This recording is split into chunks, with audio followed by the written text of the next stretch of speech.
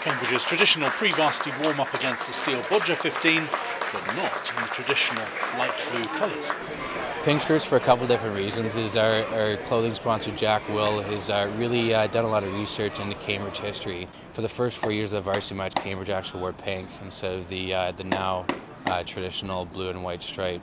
And secondly, since we had the pink jerseys, and unfortunately my mum has been diagnosed with breast cancer, and so I thought it'd be a nice occasion for her, a nice surprise for her, to send her a picture back home in Toronto, Canada, of us playing in the pink jerseys, and to help her raise awareness for breast cancer.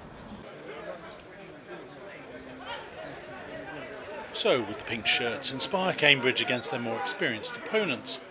Wales and Lions defence coach Shaun Edwards had paid one of his regular visits to Cambridge just before this match, the 9th year in a row that he's helped the Light Blues out against Oxford.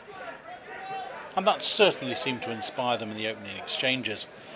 The Steele Bodgers 15 had quite a few players from Paris, Varsity Match and Stade Francais, to bolster the invitational lineup.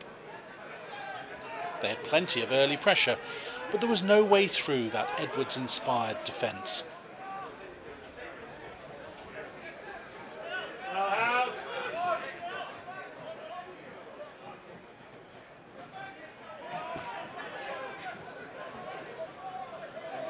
When Cambridge attack, a lot of their threat comes from scrum half Don Blake.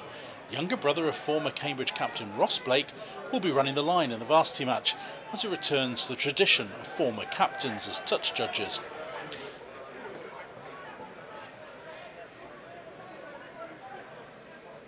Outside half Steve Townend showed that he'll also pose an attacking threat to Oxford at Twickenham on December the 8th.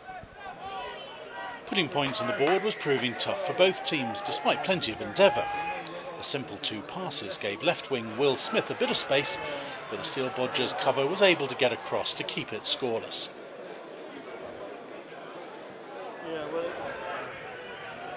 The visitors had plenty of pressure in the Cambridge line in the first half, but the defence continued to hold out. This time it was a forward pass that prevented the try being awarded in the corner. That meant the game went into injury time at the end of the first half, with the score still 0-0. However, Cambridge scored with the last move of the half. Fullback Tom O'Toole's one of their major threats, drifting wide before taking the pass and giving the scoring pass to centre Matt Thomas.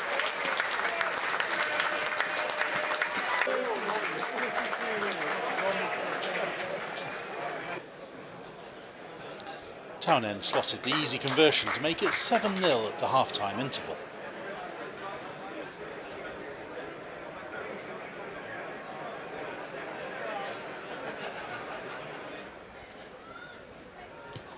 Townend extended the lead early in the second half, kicking this simple penalty. That stung the Steele Bodger 15 into a reply. A period of pressure in the Cambridge line in the left-hand corner opened up space out wide on the right. Racing Metro centre Torjman was able to go over following a bit of neat footwork. The second Cambridge try was a beauty. Started on their own line when flanker Ben Martin stole the ball from the ruck and used the element of surprise to make more than 30 yards. The ball was quickly moved to the left, Amos straightening things up and delivering the pass to Smith, who still had a bit to do before celebrating his first start for the Blues in some considerable style.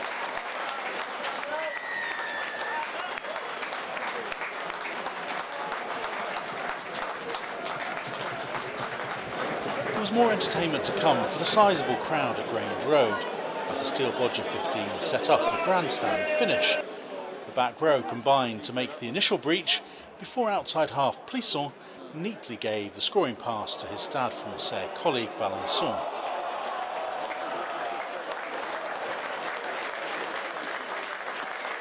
Cambridge kept their 17-14 lead to the final whistle, however.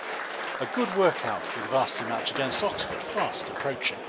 Yeah, it was very enjoyable, a very competitive game actually, and I think it was a real game of rugby rather than one of these ones you throw the ball around, which it could have developed into, and it helped our lads a lot.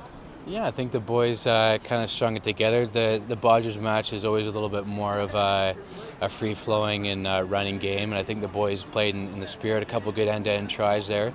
from both sides, and the team's really starting to gel. They're reasonably happy, but there's still work to do. I mean, I know it's an old cliche, most coaches will mention that, but we've still got some work to do.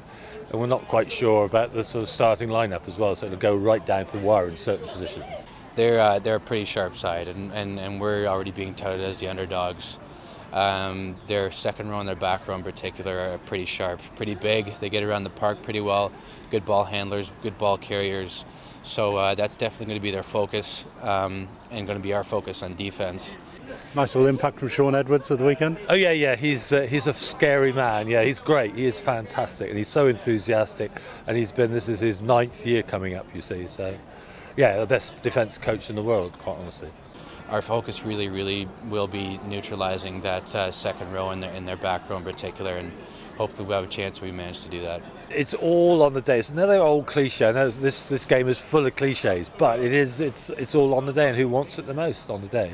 It's going to be very tight. Most of the games are very little in it. I think last year was 21-10. That was the biggest score for some time actually. There's normally 3 or 5 points in it.